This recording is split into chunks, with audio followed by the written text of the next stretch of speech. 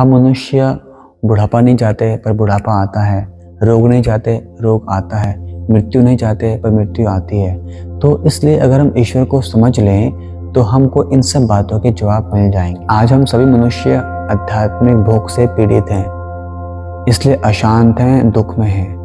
हमको अपनी इस आध्यात्मिक भूख को मिटाना है, अपने इस आत्मा को आध्यात्मिक भोजन, आध्यात्मिक ज्ञान देना है, आनंद की प्राप्ति करनी है, शांति को पाना है। आपने देखा होगा कि अमेरिका ऐसे ऐश्वर्य संपन्न देश में भी जहाँ पर लोग बहुत शिक्षित हैं, पर्याप्त भोजन, पर्याप्त भौतिक भोग के साधन हैं, अच्छा घर, अच्छी बिल्डिंग है, फिर भी वहाँ पे लोग हिप्पी बन जाते हैं और तकलीफ में रहते हैं, डिप्रेशन में रहते हैं। क्यों?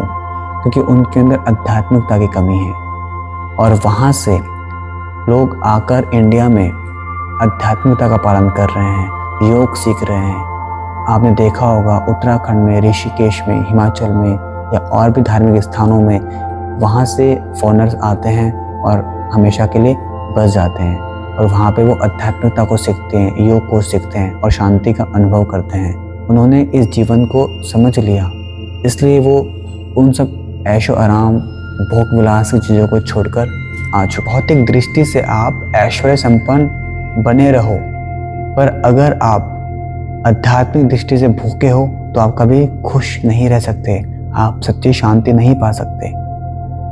सच्ची खुशी, सच्ची शांति, आनंद को पाने के लिए आपको आध्यात्मिकता का जीवन बिताना ज़रूरी है, स्पिरिचुअलिटी में आना ज़रूरी है और स्पिरिचुअल ज्ञान को धारण करना ज़रूरी है। आज आवश्यकता है आध्यात्मिक क्रियाकलाप की।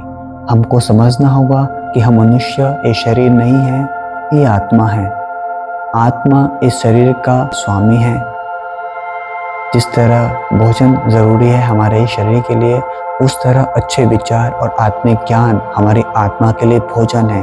तो अपनी आत्मा की इस भूख को मिटाना है, तब आप सच्ची शांति, सच्चा सुख, सच्चा आनंद, परम आनंद पा सकते हैं। आध्यात्मिक पद पाने के बाद, आध्यात्मिक ज्ञान पाने के बाद ही आप अपनी दृष्टि से एक समान रूप से हर चीज़ को देखोगे। हम मनुष्य को कोई अधिकार नहीं है किसी को मार देना, फिर उसके मांस को खा लेना। बुद्धिहीनता के कारण हम ऐसा करते हैं। आध्यात्मिक ज्ञान नहीं तो ये व्यवहारिक शिक्षा, सांस्कृतिक सब व्यर्थ है।